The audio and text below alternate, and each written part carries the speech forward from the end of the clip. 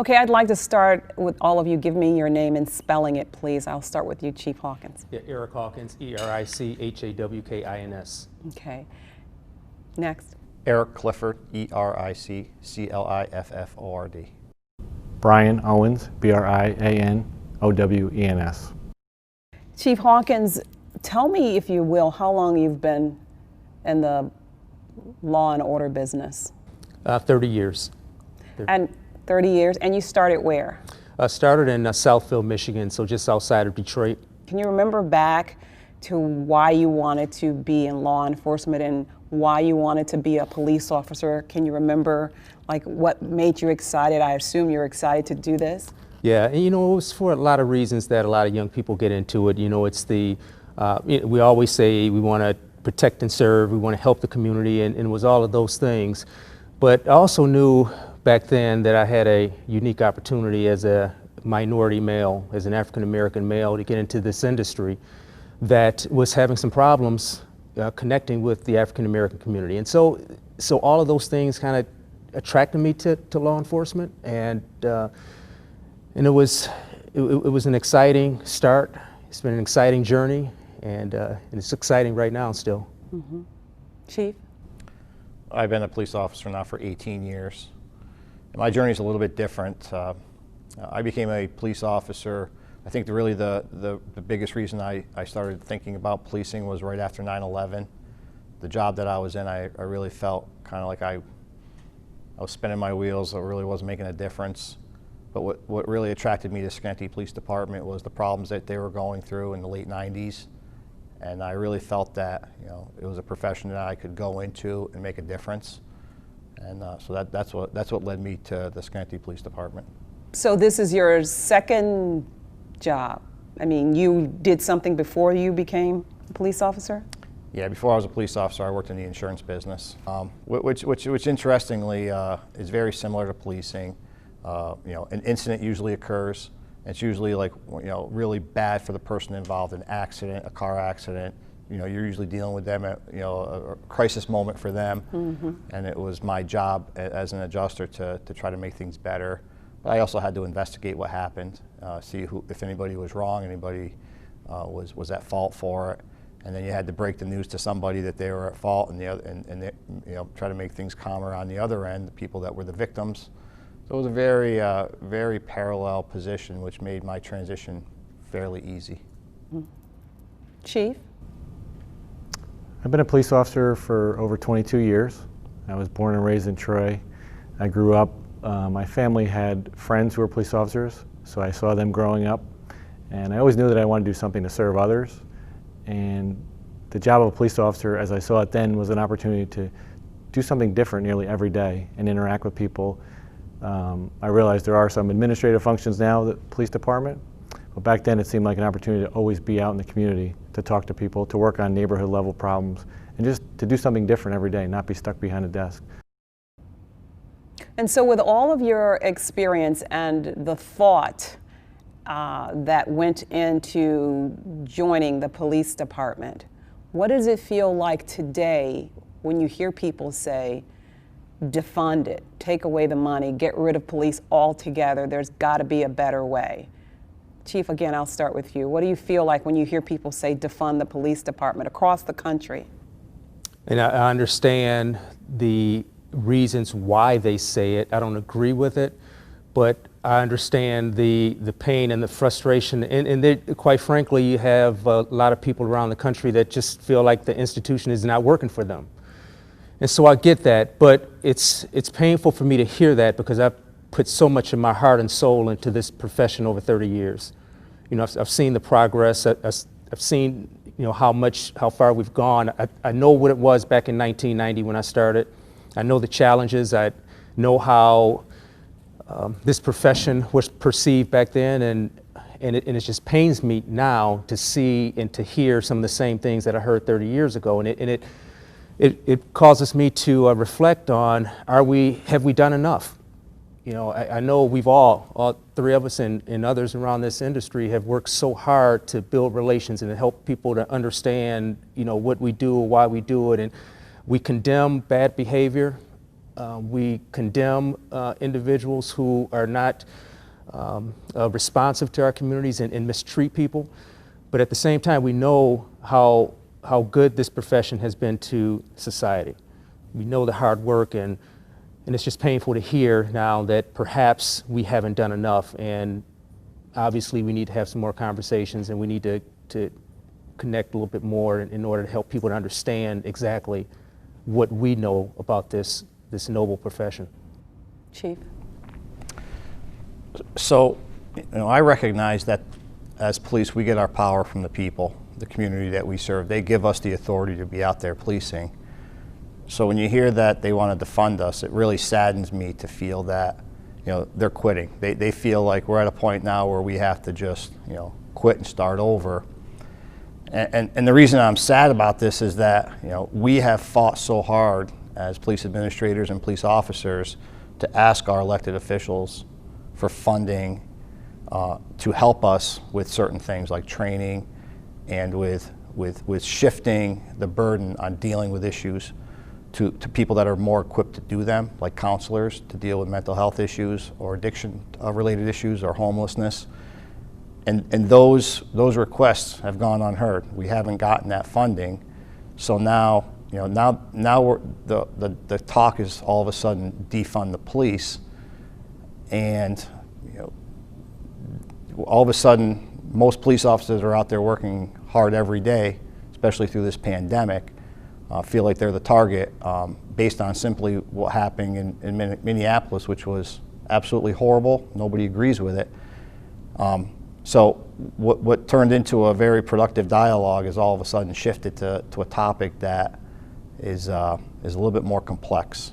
And I really wish that rather than moving in that direction of talking about defunding the police, that the dialogue will be to examine policing in general and see do they have the adequate funding and oversight to get the job done that the community expects. Same question.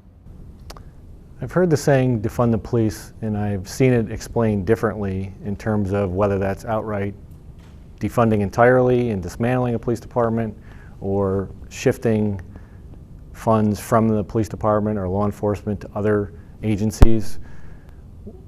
One example I think of that comes to mind is, that was just mentioned, is mental health and how it has fallen to police officers, particularly in our department, to respond to not only calls where somebody in crisis is violent, which would necessarily be a police matter to address, but other occasions where the funding for those mental health professionals isn't there. So we have taken on that responsibility and role that we necessarily wouldn't have before, and I'm not sure how defunding the police is going to make our communities any safer. And so you think that society has left it up to you, talking to all of you, to handle some of these more complex situations where we have people with mental health and procedures, programs, training that hasn't been given to your officers, yet they're expected to do that? In particular with mental health, I think that we, as a profession, and I know in our department, have expanded our training for officers to deal with emotionally disturbed persons, and that's been helpful. I just feel like not just mental health, but a lot of functions in society have fallen to the police department. I think because the men and women do so well in their interactions with the public, and we are available 24/7, and we do have a lot of resources, a lot of things have fallen to us that maybe don't necessarily need to be handled by the police, or if they were funded in other services, might be better money, better spent. But you understand the people's anger when they say defund the police, let's just start all over, is that they've lost confidence in the police. I certainly understand some people have lost confidence in the police. I would hope that we as leaders can build that trust back if it's been tarnished or lost. I think we have all made inroads within our communities, and that's something we've been doing all along. Certainly, can we be better? Of course, and we want to continue to get better. But I don't feel like as if recent events are the reason why we suddenly are doing things. We've been doing them all along, and I feel we have a great relationship in our communities. You do? You feel that you have a great relationship with the people in the community? I do feel that, and our members feel that. We recently had a very peaceful protest in our city. I think it went very well. Throughout the time, there were certainly people that disagreed with the police or shared their voices, and we were glad that they were doing that. We had just as many people that were giving us messages of support and thanks. And we can continue to build on that. We can have meaningful dialogues. We have community meetings. We have community groups that we interact with regularly. And I hope we continue to get better at what we do. But what would you say to the people who might disagree with that about the relationship that you have with the community when they look at the Thevenin case, when they look at the Attorney General stepping in? They might not agree that you have always had this great relationship or that you have it now. The protest aside from the weekend, what would you say to them who think, no, that's not true? I certainly understand people may disagree, and I respect that. If there's an opportunity that we can discuss things more meaningfully, I would love to do that. In particular with that case, there was outside agencies involved. That predated me in my role, but certainly our department, and now as the leader of the department. I want to be able to answer and explain that if I can. I know that's not always possible at times where there are emotions, but I am open to any opportunity to try to discuss that and to help the community understand everything involved with what we do. Did all of you see the video of Mr. Floyd? Yes. What was your response when you saw the video? It absolutely made no sense to me from a tactical value or how we treat people. It made absolutely no sense to me, and it was horrific to see that continued for that period of time. The officer involved was criminal in his behavior. The other officers on scene didn't step in. I know in our department, our use of force is scrutinized at many levels, and within our policies, our members are required to act if they see unjustified force. They need to step in. And for that to not happen was just horrible to watch. It's a tragedy and horrible for Mr. Floyd's family and friends. Chief? I was disgusted when I saw it. My first instinct was to look at it like a police chief, thinking that, oh, this is going to be very bad. This officer is going to have to be held accountable. But then as the weekend went on, I started thinking of it as a person, as a human being, and it really bothered me. And I started reflecting on, how is this going to play out, both internally for myself and for my department and us as a nation. And I didn't think it was going to be good. I didn't think it was going to play out like it has, but I knew that I had to say something. I knew I had to be vocal about it and let my community know that what I saw was wrong, make it clear that we don't do this in our community. So I did that. I spoke out about it, and I'm going to continue to speak out against it because it was bad. It was very bad, and it bothered me more. I wouldn't say it bothered me more. It bothered me that the officers standing by didn't help George Floyd, that they just sat by and let that happen. We have the same policies that officers have a duty to intercede if they see force being used that's excessive, and you have these protections in place for a reason, and they all failed on that day. Did you think that you might get some flack because you came out pretty quickly with was it an email or was it a letter to say that I've spoken to my rank and file? You came out pretty quickly to say that. Why did you do that? I did it on Twitter. I use Twitter and Instagram for social media mainly, but Twitter is the fastest means to get it out there. And before I even put that out there, I had spoken to each shift at my department because I wanted to make sure that everybody understood that this is not acceptable. I wanted to reiterate that if at any time during your career you've ever seen anything like this, I'm here to tell you now that it's not acceptable.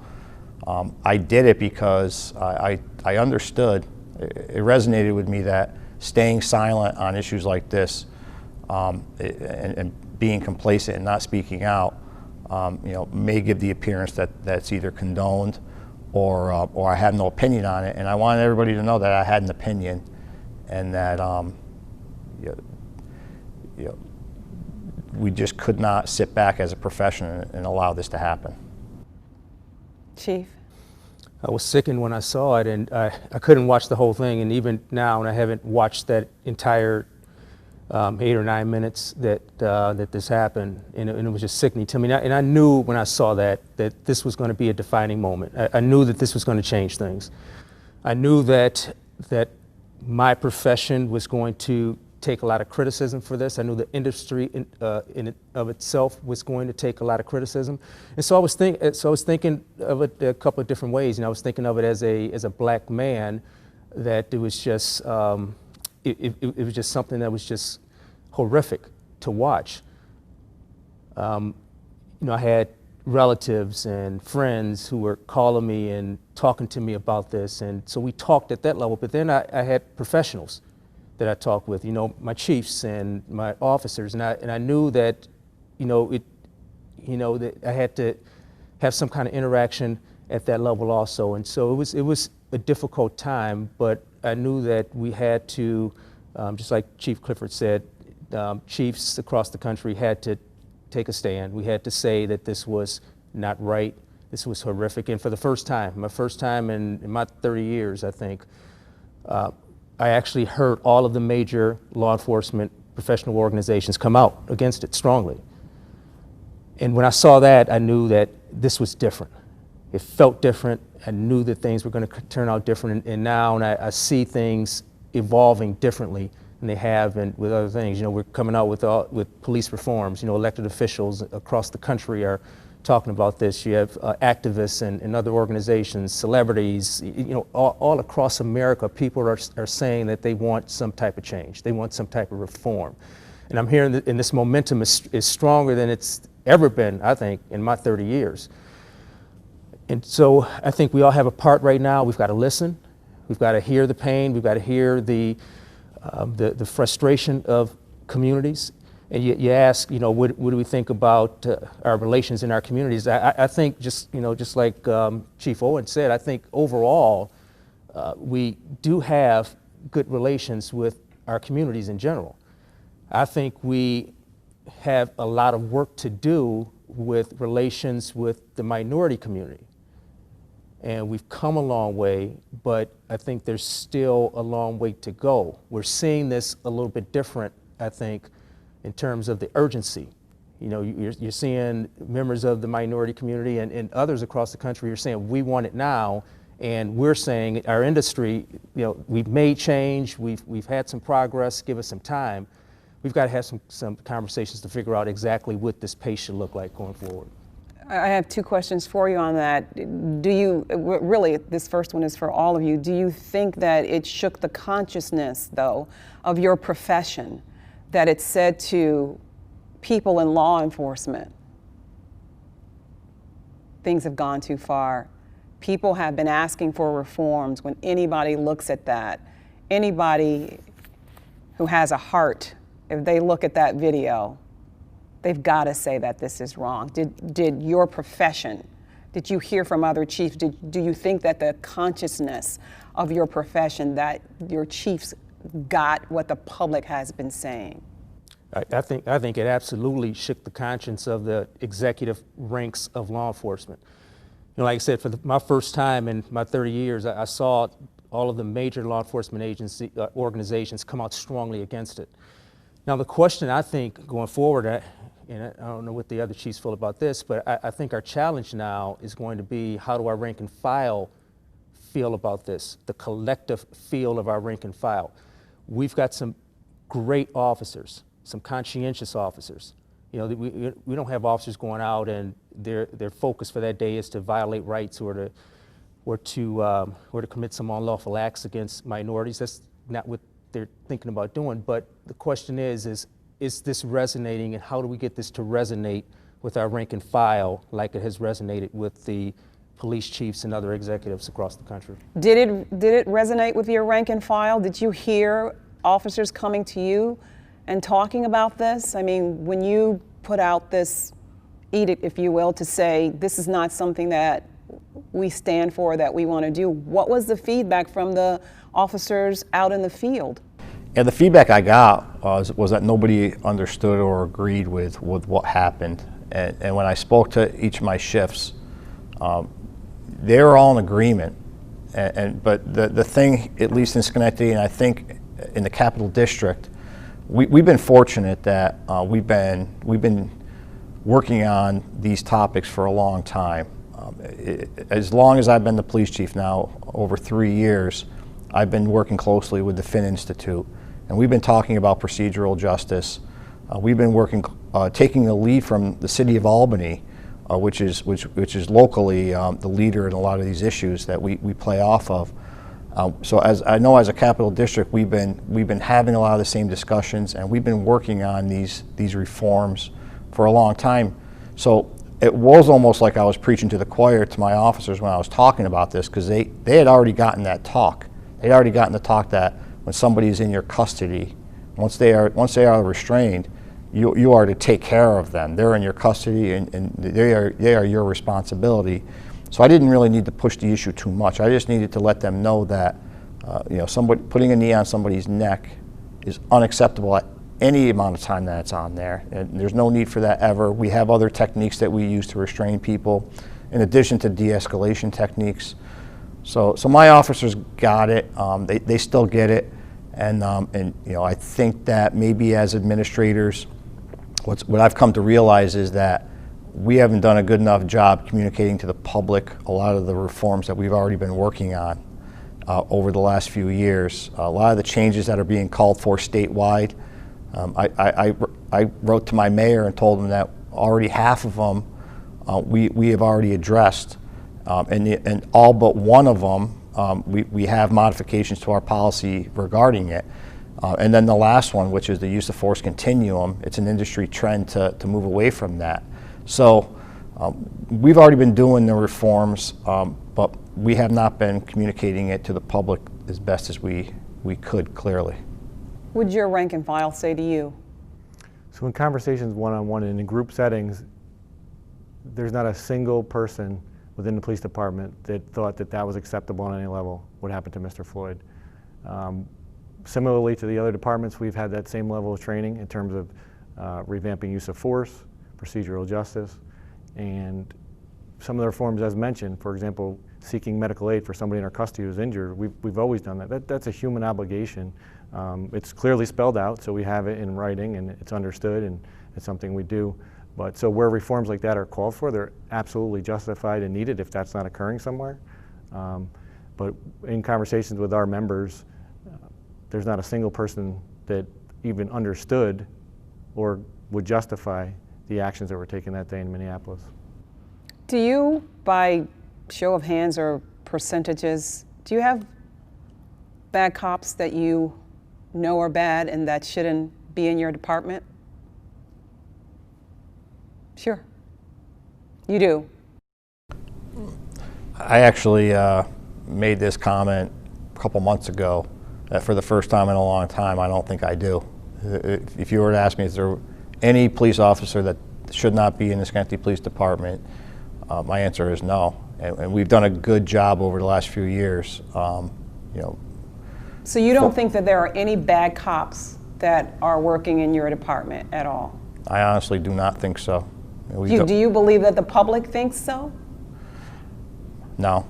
I believe that the public might feel that there's some officers that are bad, but I know that they're not, and I think that they might need some work communicating, doing some things that they need to do from de-escalation, but that doesn't mean that they're bad cops. It just means that they need to refine what they do.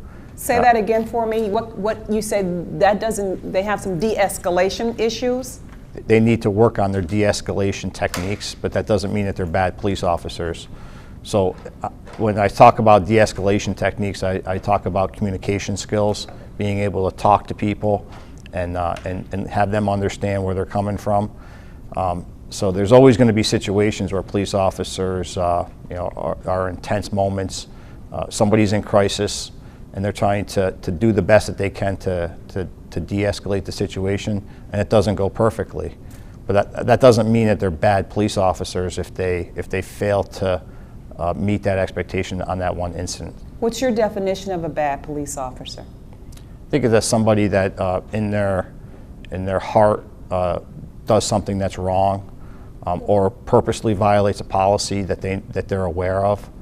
But if in their heart they're out there to help people, they're out there to do something good, and and that's what they really want to do, and a mistake is made, but it's not intentional, I don't think that makes them a bad police officer. You don't think that any of your police officers have implicit bias, that when they see people of color, that they feel a certain way, that that person is not good enough, that that person does not deserve to be treated fairly? You don't believe any of your police officers see blacks in a different way? Well, first of all, I think that everybody has bias. And for me to be able to actually say that police officers have implicit bias, I don't think I can honestly answer that. Do I believe that they may have it? Of course, I do believe that. This is why we have training. We've had implicit bias training for the last 3 years that I've been the police chief, and I believe that it started even before I was the chief. We have procedural justice training, and our training in procedural justice means that you are to be neutral in all interactions and transparent in your motives. So I believe that you can do the job, and I believe that through training we could change the police officers and maybe some implicit biases that they have. And implicit biases may have been developed over time. It doesn't mean that they could just go away with the snap of your finger. It's going to take time through training and conversation to guide the officers to start looking beyond those implicit biases. And I believe that it can happen. I believe I have the right supervisors, commanders, sending those messages through the rank and file. But don't you think that if you have an implicit bias, if you see me and the first thing that you see about me is that I'm a black woman, and you have this bias that black people are not they're not human, that they don't deserve what white people have, that they don't deserve to be treated fairly. If you have that and you have that bias, doesn't that mean that the way you interact with me or you interact with someone of color is that you are going to be unfair and that you are a bad police officer and that you shouldn't, if you have this bias, you shouldn't be working with people that you dislike because of the color of their skin? That's implicit bias, is that you have this belief, this set of standards in your mind about people who look like me. So how can you, if that's not something that's been worked on or you've been corrected or you've had training, how can you be a good police officer towards those people who look like that? Yeah, with what you just described, I don't believe there's anybody in the Schenectady Police Department that thinks that way. When I talk about implicit bias, it's on the lower level of the scale. I mean, I don't think there's anybody that overtly would look at somebody of person of color and think that they're lesser than them. The implicit bias that I believe that we've been working on is to say that if they see a black male driving a car at 3 o'clock in the morning, that they should stop them. I believe that those things did occur in the past, and I think that these are things that we're working on to explain to the officers that you can't be doing those things. I've spoken at length with my officers about over-policing minority neighborhoods, that just because it's a high-crime neighborhood doesn't mean that you go out there and you stop everybody that's out walking the street at 4 o'clock in the morning. So these are the things that we're working on. We're working on the microaggressions that police officers might be saying that that are not intentional, but they're still, they mean something. If a person drives by in a car and you look at them longer than you would if a black person drives by in a car and you look at them longer than you would a white person, those are the things that we're working on. But I don't believe that there's anybody that works in our department that truly believes because a person is of color that they're beneath them. I don't believe that. Can I, before you move to Brian, can I just clarify some of my statements also? Sure. Because I don't want to send the message, if this gets out, that I'm saying that my department is bad and that I have bad cops in my department. That's not the message that I'm sending at all.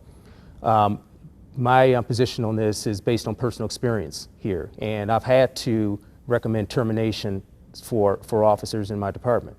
Officers who did things, in my opinion, were wrong, that were unlawful. And so, based on that experience, I say that yes, I've had bad officers in this department, and there's a likelihood that there may be others, and also because we hire from the general public, and our departments are necessarily a reflection of society. And society has great people, you have people who do bad things, and so you get the full gamut of the type of people that that you would see in society. And so therefore, I think it's just, at least in my department, we're going to have an overwhelming amount of the people in the department who are great people, doing the right things for the right reasons, but just like society, I just assume that we're going to have a certain percentage who don't have those same values. And so it's incumbent upon us as chiefs and executives to make sure that we're monitoring that behavior. And when we see behavior that's not consistent with the values of this industry, to make sure that there are repercussions. But by no means am I saying that the Albany Police Department has an abundance of bad cops. We have officers who are out there doing a great job. They're putting their lives on the line. They're taking a lot of things that a lot of people won't take, and I'm very, very proud of what those officers are doing. Chief? In the beginning, the question was, do we believe we have any bad cops? Yes, do you believe that there are bad cops in your department? I do not believe that, and I'm defining bad cops as criminal behavior, racist, evil intent behind their actions, and we don't have that. Where it was further asked about any biases that people might have, I do not see any of our members viewing people just simply based on their color and then making judgments and taking actions based on that. I'm not seeing that. I don't think we have that. To be able to read everybody's mind would be impossible, but I just don't see that manifesting in any way. So I do not believe that we have any bad cops in that definition. I mean, a definition is a definition. You know what the difference between good and bad, we listen to these stories, we see people getting killed, and then we see that the police officer involved had 18 infractions, that the people in the street knew that this police officer was bad. And so my question to all of you were, do you know that there are some bad police officers in your department? And if you know that, why are they still there? Why are they there? Is it because of the unions and because the unions make it very hard to take out bad apples? And I think that people listening to your answers will be very surprised, chiefs, to hear that you don't feel that you have any police officers at all that are bad police officers. I mean, there may be a reason why they're not out, but that you feel that you don't have any. Do you feel you still believe that after you've explained everything, and you think that the public is going to take your responses and agree with that? It surprises me. Yeah, there are times when I get surprised. In my time as police chief, I've had to. I didn't get to the point where I had to fire, but I had to ask an officer to resign, who up until that point I thought was a good officer, and then something happened, and I said, "That's enough. You have to go." So those things are going to happen, but it doesn't mean that they present themselves right now and we as police chiefs are sitting back and saying it's acceptable. Many times, you can't just fire an officer either if there's a bunch of small things that have happened. Why not? Unless they're documented. Well, we operate in a civil service system, and employees have rights. And when lawyers get involved, you have to have documentation that shows that what's been built up is enough that they could be fired.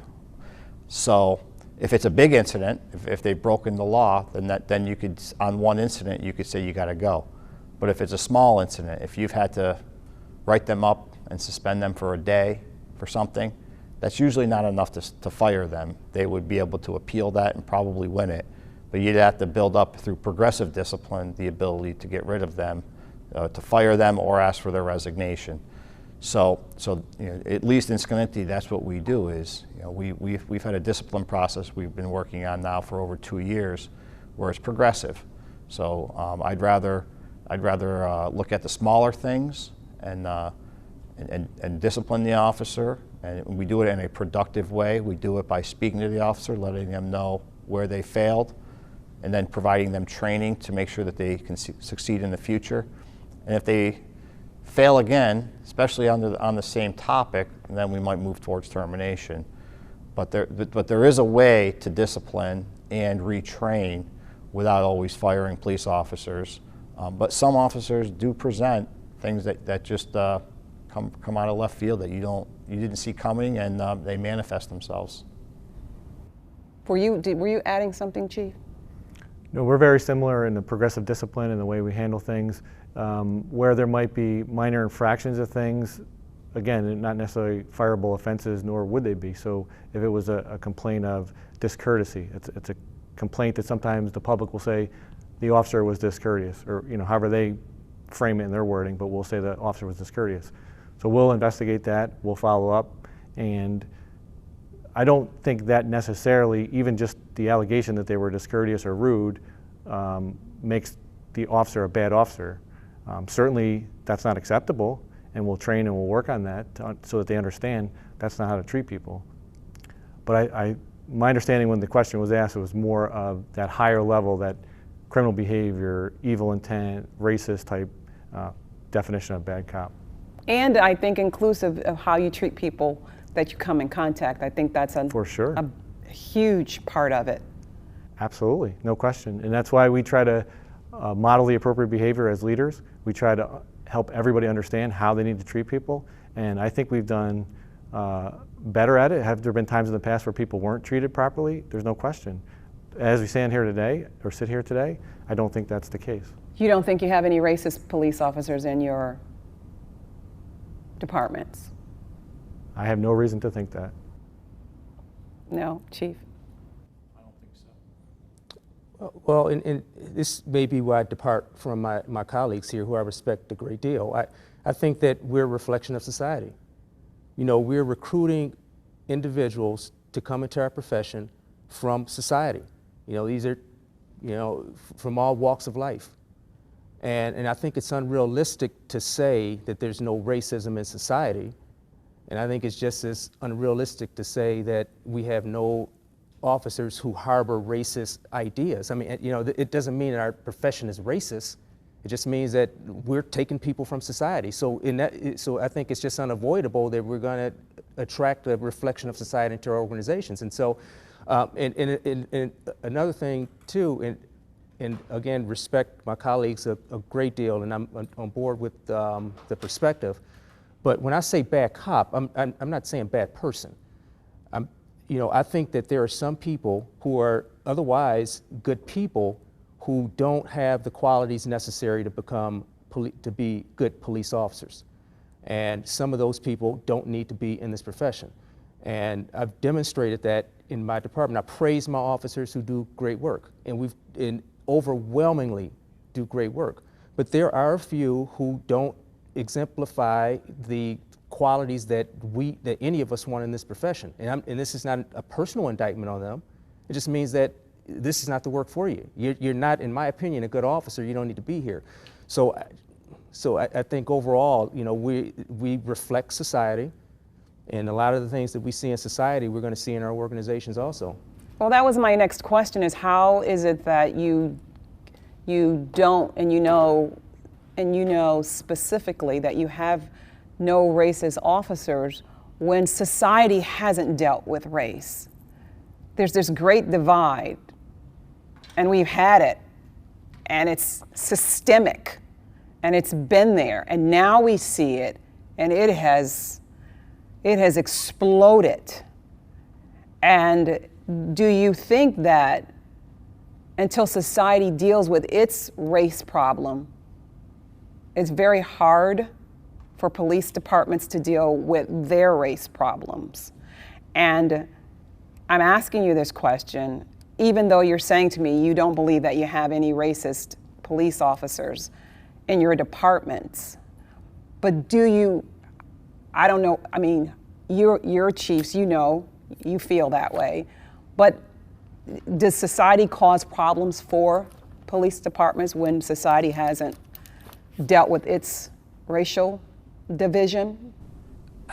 I have a I have a sergeant who works for me, who's a black sergeant, and he was my friend before he was a police officer with me, and we talk often about many different things, and he had told me earlier this week that it always comes down to perspective, and I think that one of the things that police officers, especially white police officers, are very sensitive of is the perspective of being called racist.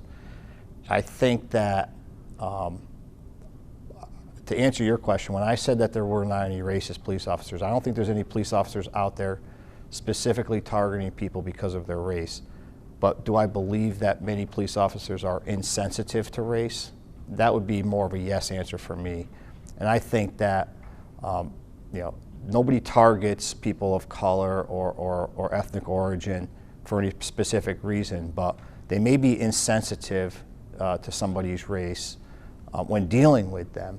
And I think that that's something that we need to work on, not only in policing, but as a society, is being a little bit more sensitive to, when I speak to somebody that's of a different race than me, being more sensitive on the words that I use and the way that we interact, the eye contact, the body language. These are all the things that have really resonated with me over this last week and a half. I'm not that person. I've gone through a lot of diversity training in my life, but there are people out there that might cross the street so they don't cross paths with somebody when they're walking down the sidewalk. And there are people that might not get on an elevator alone with somebody else.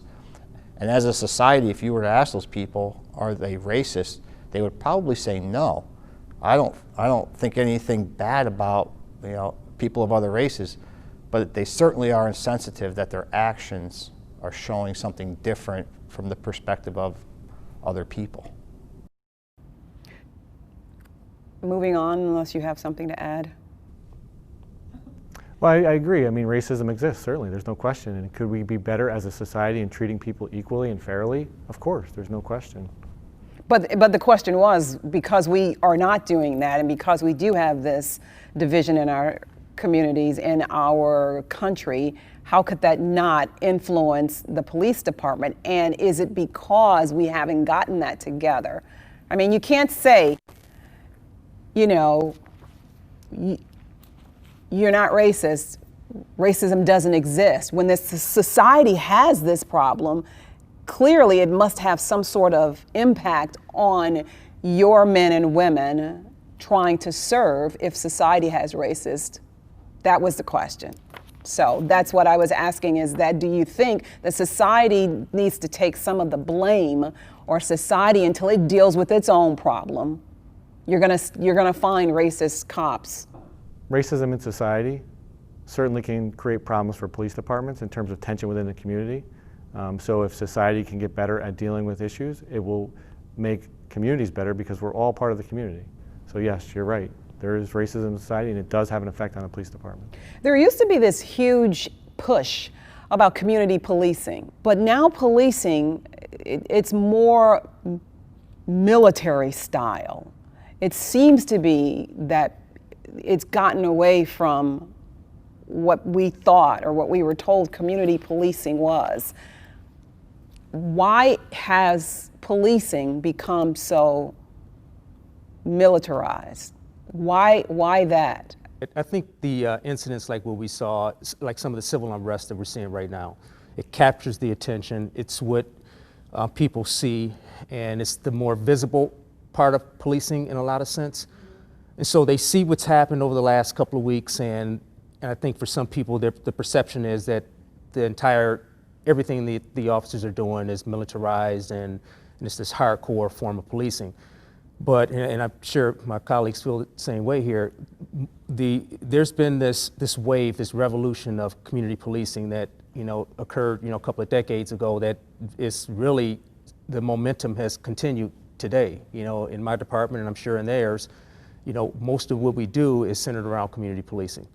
It's about, you know, building these bridges and all these things to help people understand, you know, how policing works, and moreover to help us understand the community. And so, but that's not, people don't see that so much. It's not so visible. Why? You know, because it's the everyday stuff.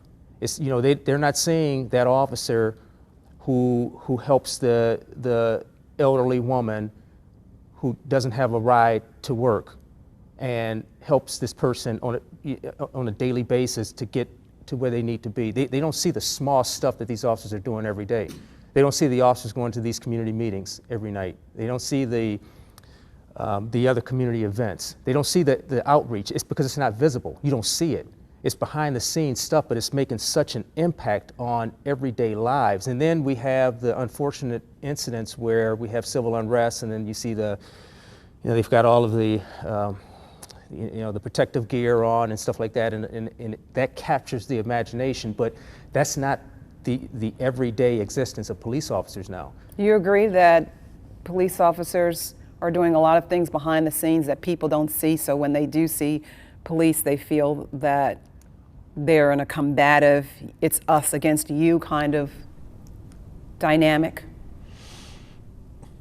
I do. I share a lot of the same concerns about the lack of community policing and the appearance that police officers look like they're military. And there's a couple different thoughts that I have on this topic. Back in the day when you'd see a police officer walk in the beat, they would have their gun, handcuffs, and some bullets and a nightstick. Now police officers go out there with an equipment belt that has a taser on it, which is less than lethal. They'll have a microphone on it. They'll have their body camera. They have a baton, an expandable baton. They have all this different equipment on their waist, which is inherently starting to cause some injuries to the officers with their backs. So the transition has been to put a lot of the equipment on the vest, and a lot of the equipment dealers that we get to buy this equipment are former military people. So that's where the transition is starting to look more military, because you have the ability to customize your equipment to your muscle memory. And within my department, I've tried to transition us to a more or less military look, but I have to balance it with wellness also for the officers.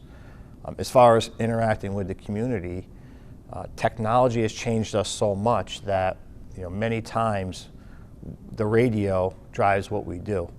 So it used to be that if you needed the police, you'd have to go to your house, pick up the phone, and call.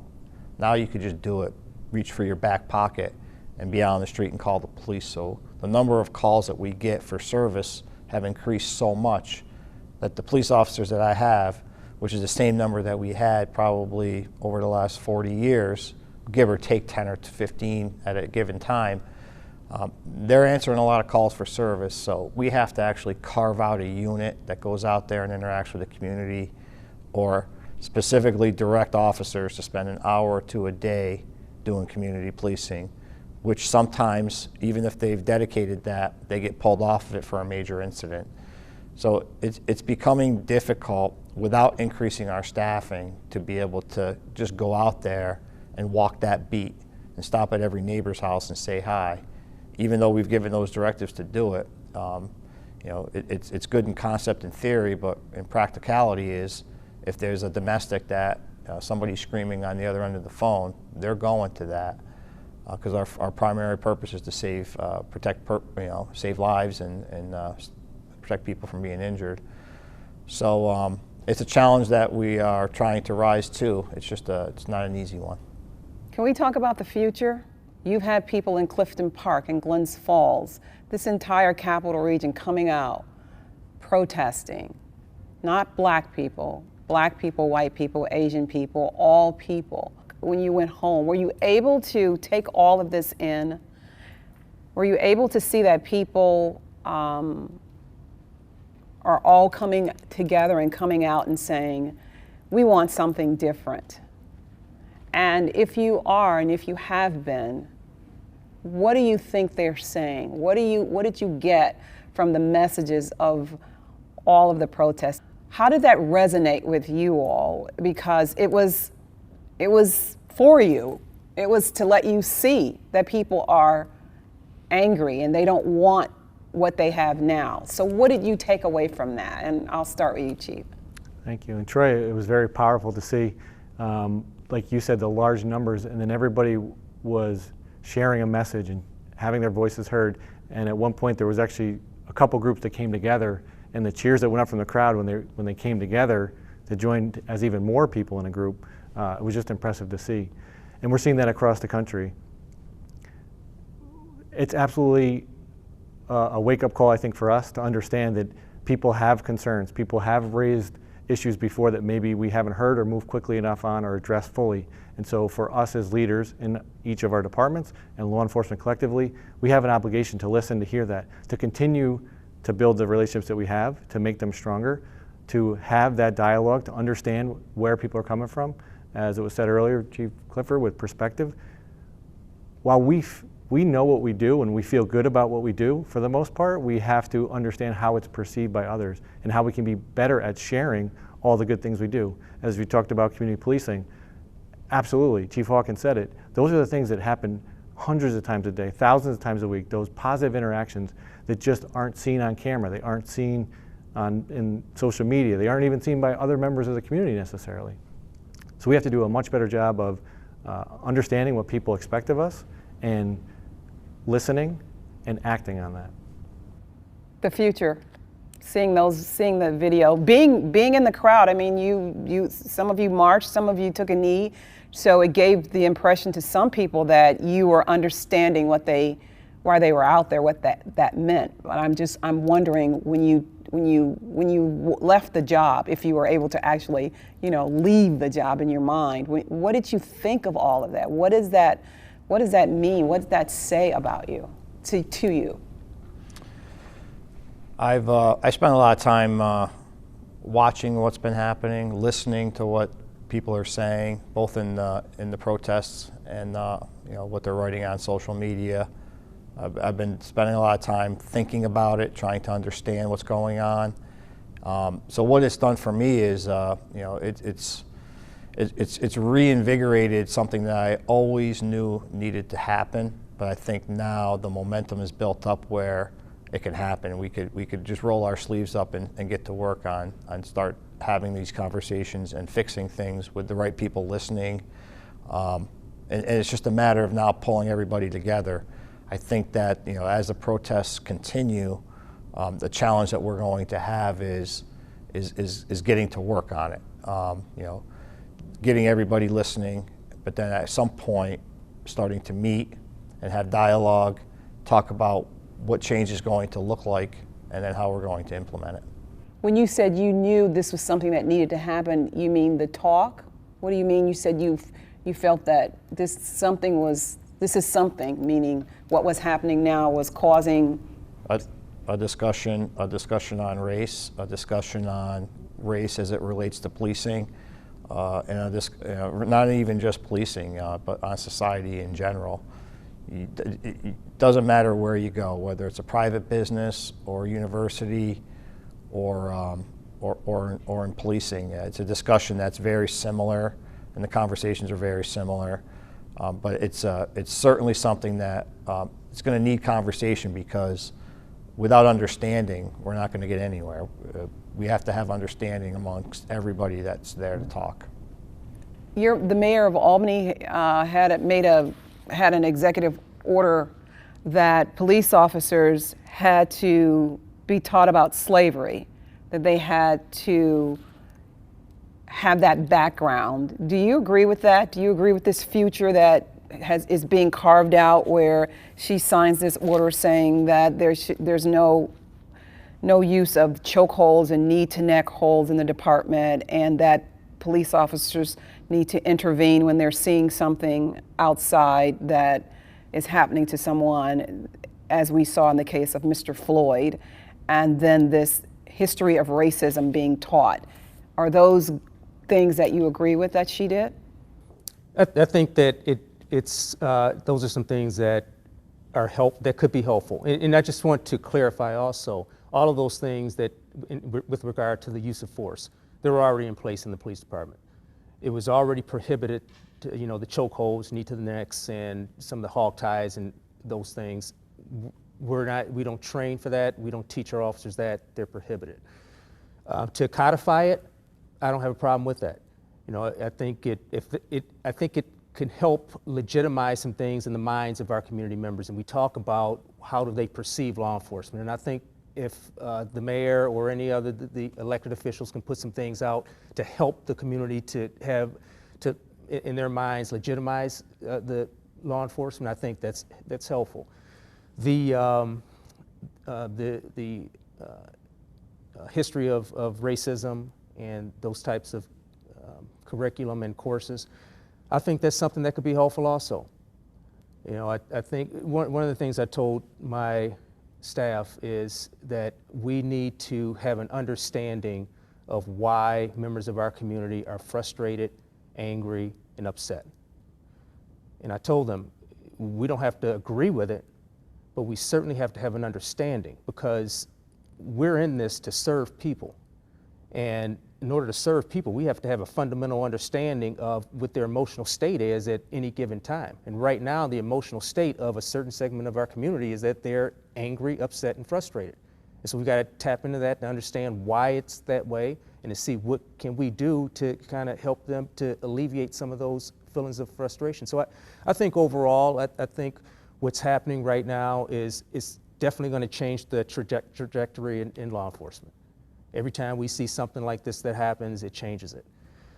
I see it changing it for the better. I see, one of the things I was consistently told when I was out talking with demonstrators and with community members in the aftermath is that they simply want me to listen.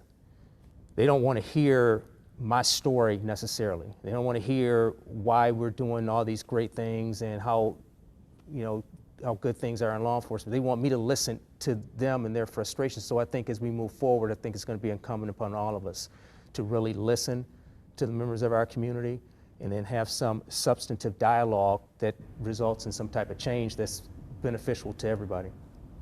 Your reflection of seeing so many people, that's what you got from seeing all the people out there, that's what you took away? Yeah, absolutely. They wanted me to listen. They wanted to see the chief, and they wanted to know that the chief had an understanding of what was happening, and moreover, they wanted to know that I was truly listening, and that I would give them some hope that I would take what they were telling me back to my organization and back to the law enforcement industry in general, and share some of those things so that we can come to some understanding that's beneficial to the community and beneficial to law enforcement in carrying out its duties. Knowing all that you know about law enforcement and telling me in the very beginning why you got into it and why you started, would you still be a police officer? Would you still be in law enforcement? Do you still feel that the job that you hold, that you can help people? I mean, probably on most of your cars, it says to serve and protect. I may have that wrong, or it may have some other writing, but it says a duty. You have a duty. Do you agree, do you still believe, after everything, with all of the things that are happening now, that you still want to be in this business, that you still want to be a part of this institution? I'll start with you, Chief. Our motto is service, trust, and professionalism, and that's as important today as it was before, and it's going to be important going into the future. For me personally, would I get into law enforcement today the way things are? I'm not sure. But do I believe that we have a role in society, that we can improve as a profession, that we can continue to serve members of our community? Absolutely. And I personally am grateful that people are still willing to sign up, take the test, and be willing to become police officers in this day and age. It's a tough time, certainly, but tough times don't have to be entirely bad. I hope a lot of good can come out of this into the future, and I think it will. Would I become a police officer today? If in this environment, yes, I would, because it's similar to when I became a police officer. They're challenging times, and I think I can make a difference. But I would understand if other people would give it second thoughts. when the discussion is about defunding the police and basically breaking it down, there could be some concerns of people, but you know, maybe that's the dialogue that needs to be had, and the people that you want to become police officers are the ones that are interested in being a part of the solution, rather than just the status quo. You know, but what's been going on over the last couple weeks has been very enlightening to me.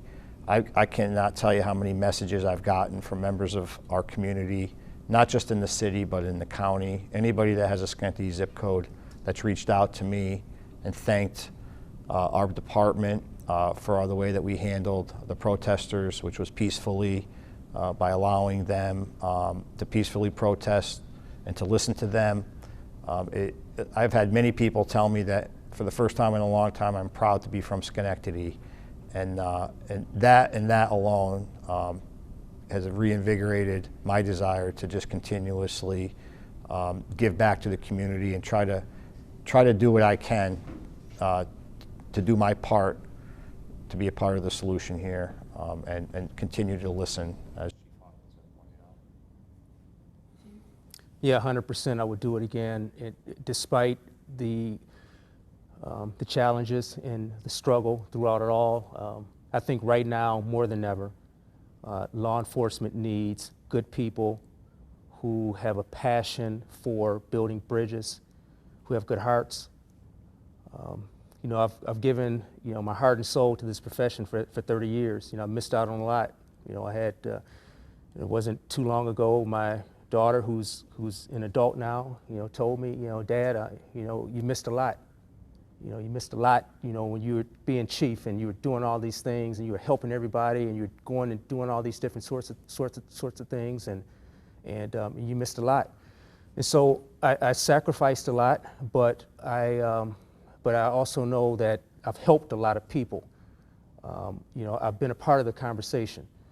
You know, it's a very complex dynamic that we're dealing with right now. You know, it's mixed in with race and politics, and then you got law enforcement and social issues involved in it with homelessness and mental health and substance abuse, and you got this mix that just makes it so difficult. And right now, more than ever, we need good people. We need good people as chiefs, we need good people as officers, we need good people as detectives who have a passion for helping to bridge some of the divide that we're seeing in this country right now, and to help this country to heal through some of these things that we're seeing right now. So absolutely, I would do it again. Okay, gentlemen, chiefs, thank you so very much for coming and spending this time and talking to me about a tough spot that we're in right now as a nation, but the fact that you believe that there's still hope for community policing, for police officers, and to understand the community to understand police officers and what their intent is, and also I think just saying to society is that you want us to fix a lot of things, you want us to deal with and to handle a lot of things, and we're still here, but we need society to do its part as well. So thank you all very much. I appreciate it. I greatly appreciate it. Thanks.